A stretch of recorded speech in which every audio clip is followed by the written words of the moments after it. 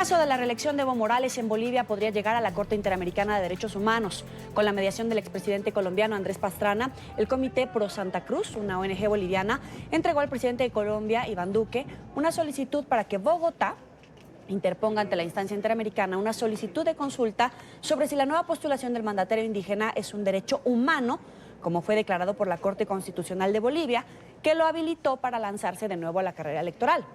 Recordemos, el 21 de febrero de 2016, el oficialista Movimiento al Socialismo promovió un referendo para preguntar a los ciudadanos si estaban de acuerdo con aceptar un eventual cuarto mandato de Morales, a lo que la mayoría respondió que no.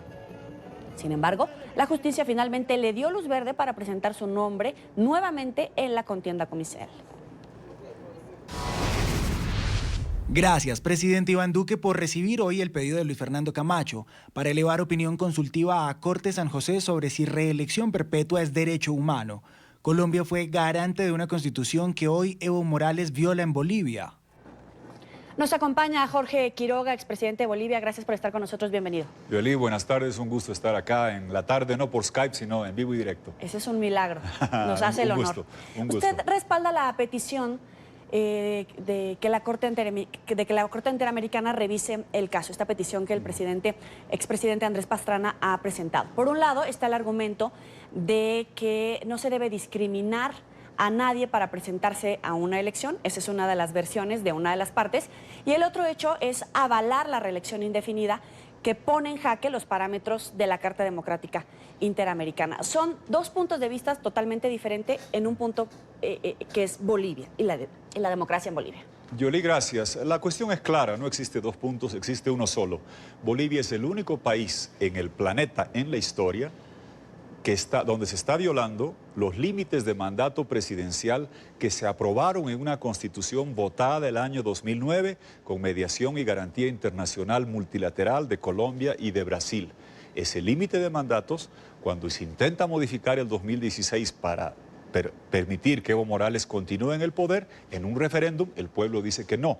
Ha sido votada 2 veces esa limitación de mandatos y después surge la fotocopia o el replicar el fallo judicial que usa Ortega en Nicaragua de pretender que ser tirano es un derecho humano, que la reelección perpetua sería un derecho humano amparada por la sacrosanta Convención de Derechos Humanos.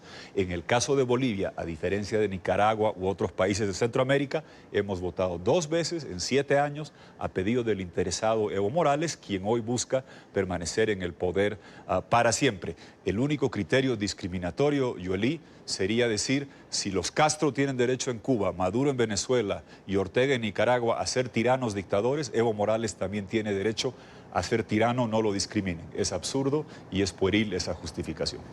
Usted lo decía, hemos visto el caso, por ejemplo, de Nicaragua, pero las cosas como van en Bolivia, ¿quiere decir que se va a vivir una dictadura como la que vemos en Nicaragua, como la que vemos en Venezuela? Yoli, el problema donde el germen de los gobiernos autoritarios es el continuismo, no es el populismo o esos análisis esotéricos. ¿Qué tienen en común Cuba, Venezuela, Nicaragua, Bolivia, que a diferencia de todos los otros países tienen gobiernos de 60 años en la isla, de 20 años bajo el régimen que ha destrozado Venezuela y llegando a los 14, 15 años en Nicaragua y Bolivia? El continuismo y la reelección perpetua son lo que lleva a copar las instituciones de parte de un régimen, a amordazar la prensa, a criminalizar la oposición y destruir los países. Y si Nicaragua nos ha enseñado algo, es que aquel, como Ortega, que está dispuesto a violar los límites de mandato de su propia constitución para quedarse en el poder, después está dispuesto a matar para no irse nunca del gobierno. Sin embargo, de manera sorpresiva, hemos visto un respaldarazo que le ha dado políticamente a través de las redes sociales, que le ha dado en público Luis Almagro a esta candidatura del presidente Evo Morales. Vamos a escucharlo, cómo lo hizo, y vuelvo con usted. ¿Puede explicar por qué un aliado de Maduro como Evo Morales podrá ir a una reelección y no terminar su mandato y darle posibilidad dentro del sistema democrático a que haya otro presidente? ¿No es esto una contradicción? No podemos comparar en ningún caso a Nicolás Maduro con Evo Morales, y una comparación así, plano a plano de los dos, no es justa ni es apropiada. Yo en estos días estuve en Bolivia y a partir de mi visita a Bolivia empecé a recibir 3 clases de ataque. Uno, que yo hacía esto por mi reelección, lo cual es un disparate sublime. O sea, es probablemente la cuestión más ridícula que he escuchado en todo este año que llevo como secretario general, porque definitivamente esto afectaba directamente mis apoyos y mi posibilidad de reelección. Segundo, en la visita al Chapare, las comunidades locales me reciben en la comunidad con guirnaldas que, siguiendo sus ritos ancestrales, eran hechas con ramas de coca. ¿A qué atribuye que Luis Almagro dé un espaldarazo a Evo Morales cuando ha sido tan crítico de la situación que se registra en Venezuela con Nicolás Maduro? Yoli, eso es lo que causó una profunda indignación y una enorme decepción en Bolivia. Por las redes, con tweets y con informes, Almagro el 2017-2018 había dicho una y otra vez que la reelección no es un derecho humano, que doblegar la voluntad popular expresada en un referéndum a través de un fallo judicial no corresponde.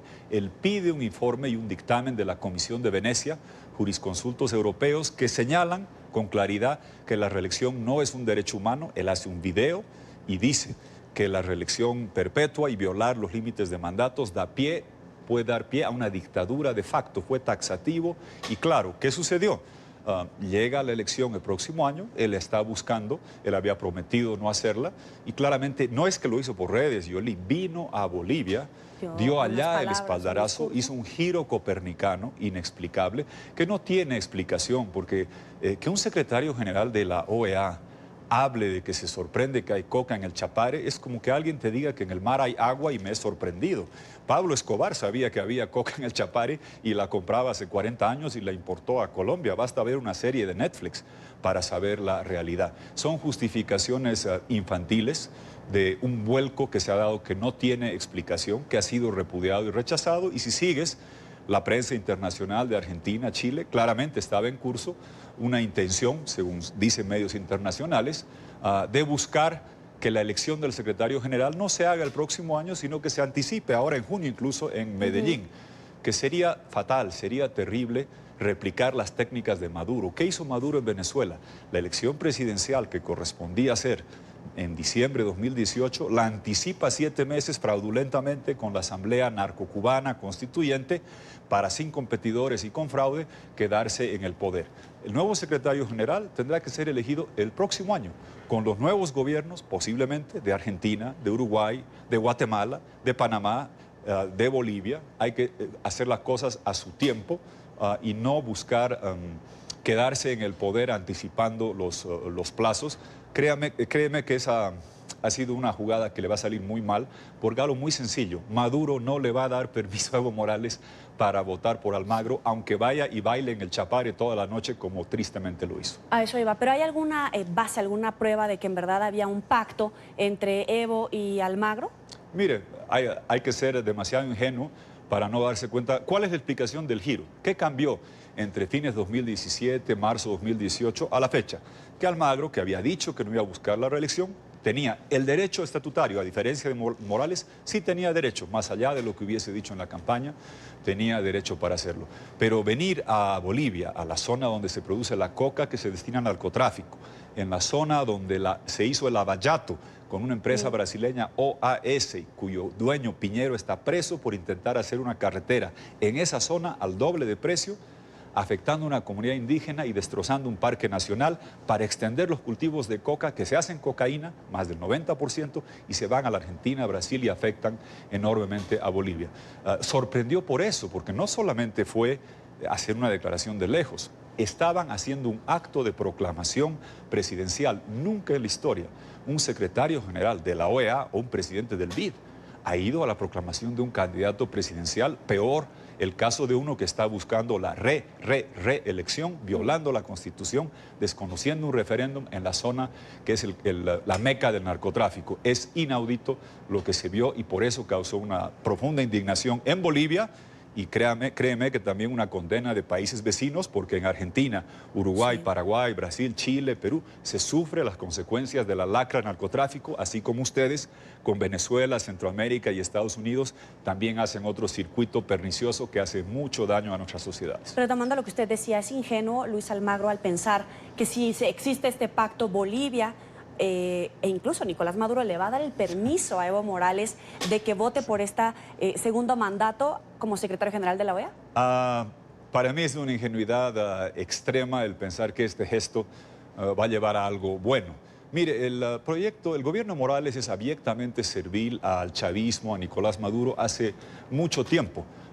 Por eso es que cuando Almagro empezó, ojo, éramos escépticos al principio. Almagro estaba en el diálogo con Maduro el 2014. Él jura el 2015 diciendo que va a reintegrar a Cuba a la OEA. Con el tiempo pareció comprender que estos eran regímenes totalitarios. Le dimos la bienvenida, celebramos su actitud en Venezuela, en Cuba, algo tardía en Nicaragua, y lo que hacía y decía sobre Bolivia y la defensa del voto popular, de la Constitución y de la democracia, reiteradamente el 2017-2018, por eso causó indignación, tristeza, decepción, su giro, su vuelco que dio.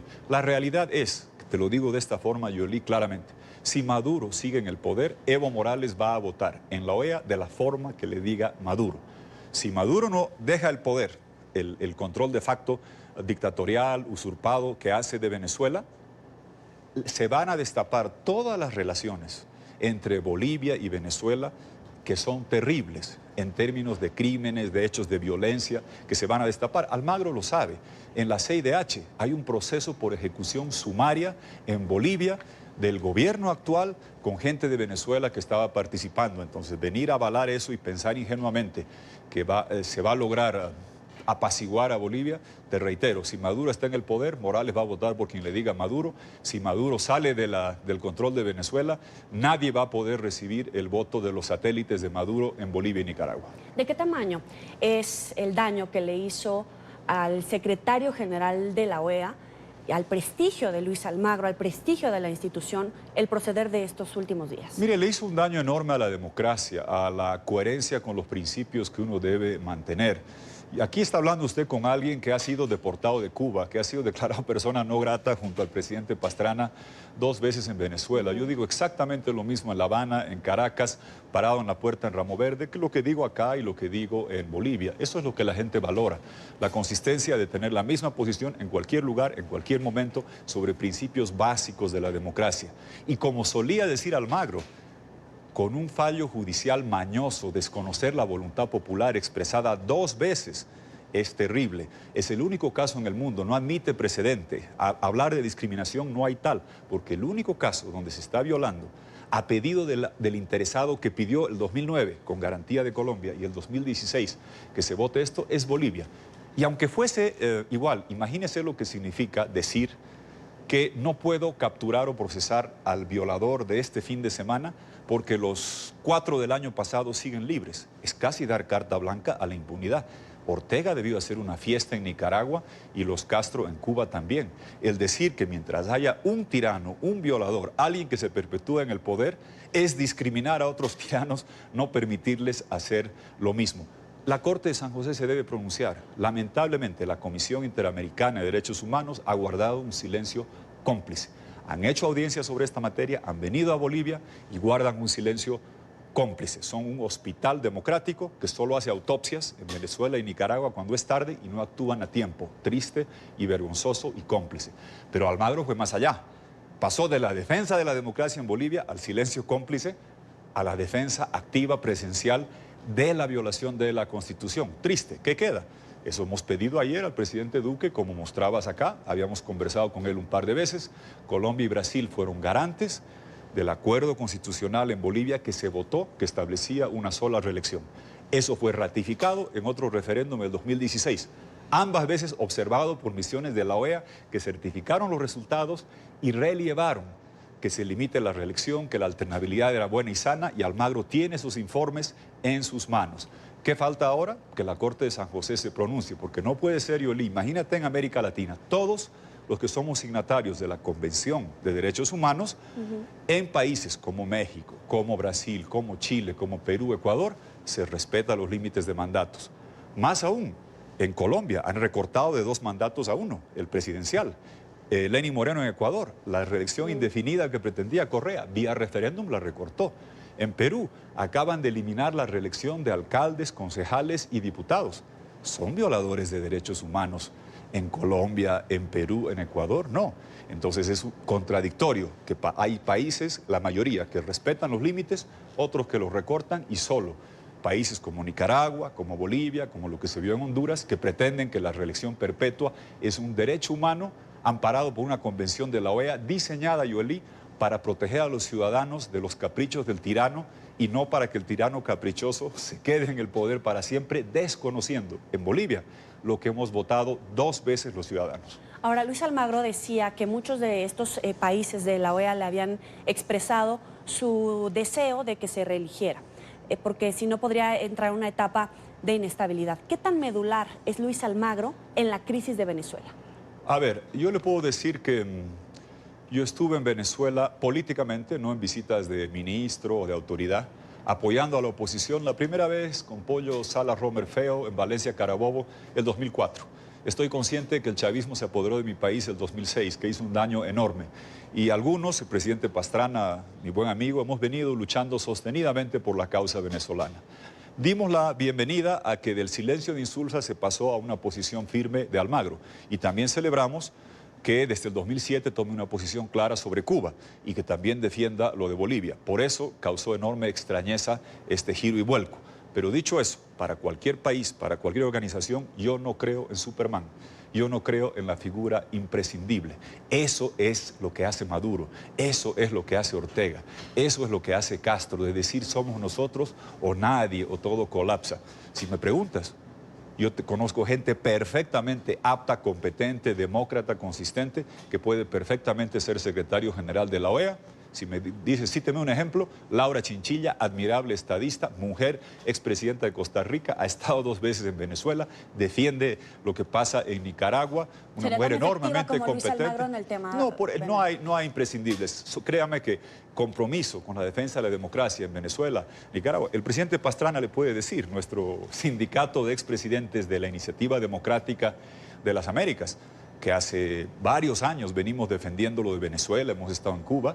Somos como 30 expresidentes, gente comprometida, con principios, con coherencia y con convicción, que no andamos cambiando en función a lo que sea el interés coyuntural, porque hacer lo que fuese para quedarse en el cargo es lo que hace Maduro en Venezuela, es lo que hace Ortega en Nicaragua, es lo que está haciendo Evo Morales en Bolivia, y si es malo allá, es malo para la OEA también. Luis Almagro entonces debe de reconsiderar su postura y abandonar la idea de buscar un segundo mandato. Mire, yo no voto.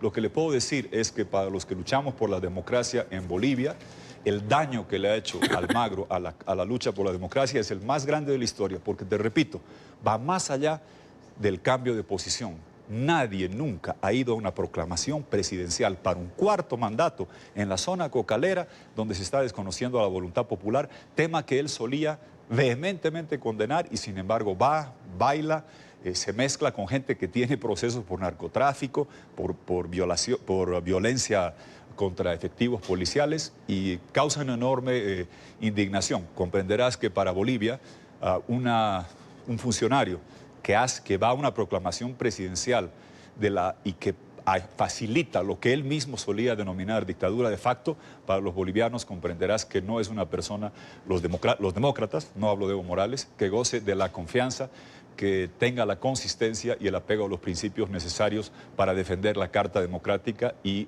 defender la democracia en la región. Expresidente, aprovechando que está aquí, quisiera abordar también el tema Venezuela. El número 2 del régimen madurista volvió a arremeter contra los diputados del gobierno interino de Venezuela y en su programa con el Mazo Dando, Diosdado Cabello informó que a más diputados de la Asamblea Nacional se les allanará la inmunidad parlamentaria. Según Cabello, los legisladores se evaden la justicia y son responsables del supuesto golpe de Estado que dice el chavismo adelantó el presidente interino Juan Guaidó. Esto contra Nicolás Maduro el pasado 30 de abril. Se trataría de otros 5 diputados cercanos a Guaidó. Cabello además dijo que es mentira que el vicepresidente de la Asamblea, Edgar Zambrano, esté desaparecido como lo ha denunciado su familia. Ayer me dijeron, ya entraron otros diputados más a esta lista de de los que hay que allanarle la inmunidad parlamentaria. Aquí no va a haber impunidad. No puede haber impunidad. Como nosotros no matamos, no perseguimos, no desaparecemos a nadie, entonces tiene que funcionar la justicia. ¿Qué está tratando de hacer el madurismo contra la Asamblea Nacional? Instalar la segunda Cuba y defenestrar a la Asamblea Nacional. Ese hombre, Dios mío, ¿qué le has dado a este Diosdado Chapello, el Chapito de Venezuela? Es tenebroso y créame, lo he visto. Recuerdo que el 2015 Laura Chinchilla y otros andaban preocupados porque así como lo ves ahora, salió a decir expulsen a Quiroga y aparecían vagonetas de matones porque yo pedí que se cierre las mesas, se respete el voto y no se haga fraude públicamente. Y es un hombre que siempre hace esto, amenaza. Y él fue el presidente del Congreso saliente del 2015 que perdió su poder. Y después castró al Congreso vía la instauración de jueces que no permitieron al Congreso aprobar ni la ley de gravedad. No podían aprobar presupuestos, designar gente, fiscalizar, hacer absolutamente nada por el control judicial que tenía este tenebroso personaje. Ahora es el presidente de la Asamblea Narco-Cubana, la Nacional Constituyente, que pretende terminar la faena. Castró al Congreso, pero el Congreso siguió, ahora llegó Guaidó, quiere terminar la tarea de destrozar el Congreso, instaurar una dictadura plena, abierta, dura, pura, criminal y delincuencial, y obviamente seguir expoliando Venezuela con el contrabando de gasolina para este lado, el tráfico de cocaína para allá, la explotación del oro más allá, instaurando lo que es un Estado puramente criminal, simbolizado por ese tenebroso personaje.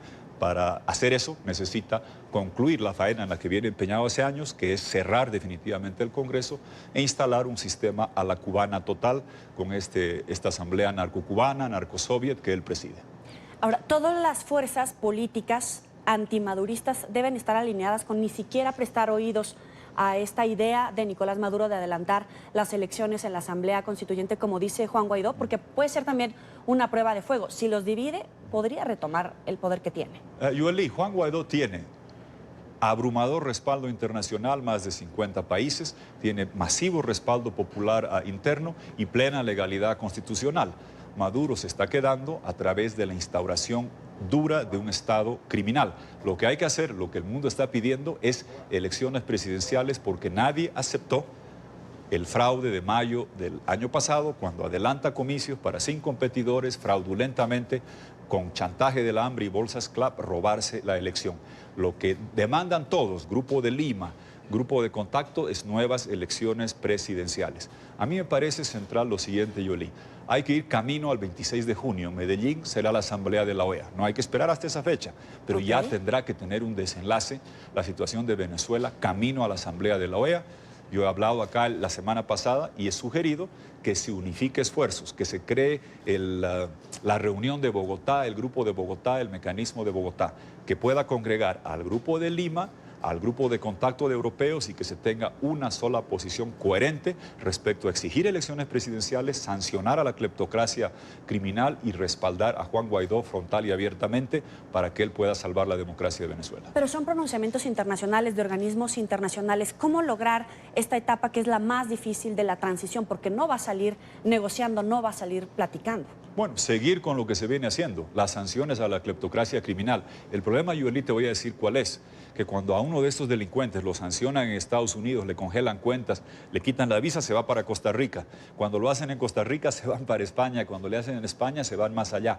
Al unísono, todos los países del Grupo de Lima, del Grupo de Contacto, que es la gran mayoría de los países europeos, tienen que aplicar sanciones, incautar bienes, remover visas y decir claramente el único camino es elecciones libres con un gobierno interino encargado, como se dice, de Juan Guaidó para redemocratizar Venezuela y no permitir que Maduro juegue en decir, a veces escucho al Grupo de Lima y lo rechazo, converso con el Grupo de Contacto y después ahora converso con Noruega.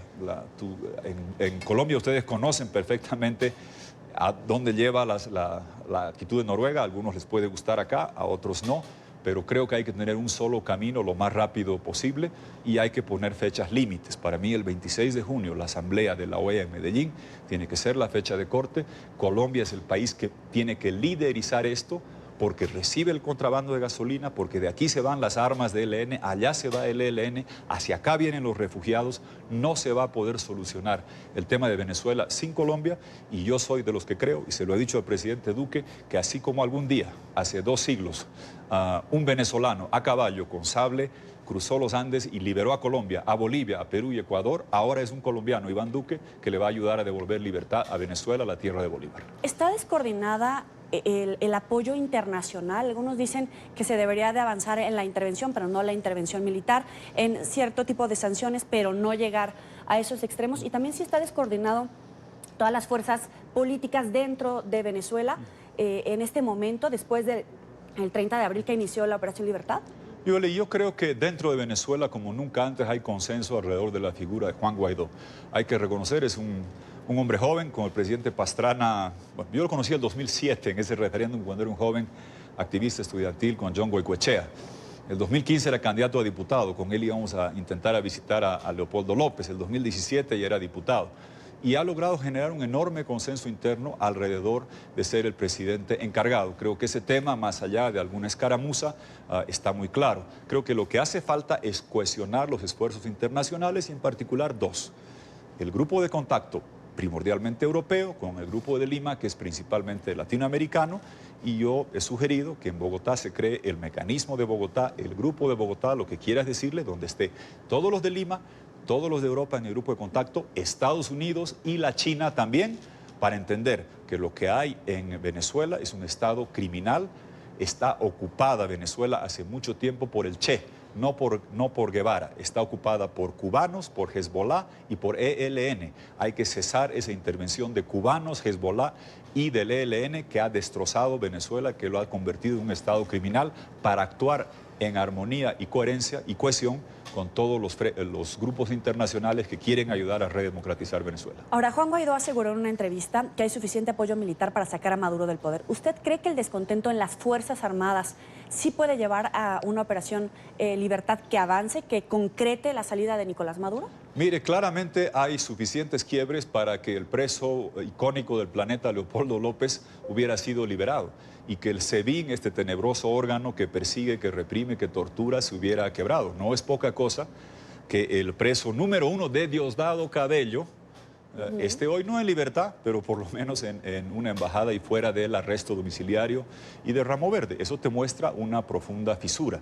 Debajo de lo que se ve, de las aguas que se ven, hay muchos problemas, pero por eso un mensaje unívoco de la comunidad internacional y que no se juegue a divisiones o escenarios alternativos es imprescindible en este momento.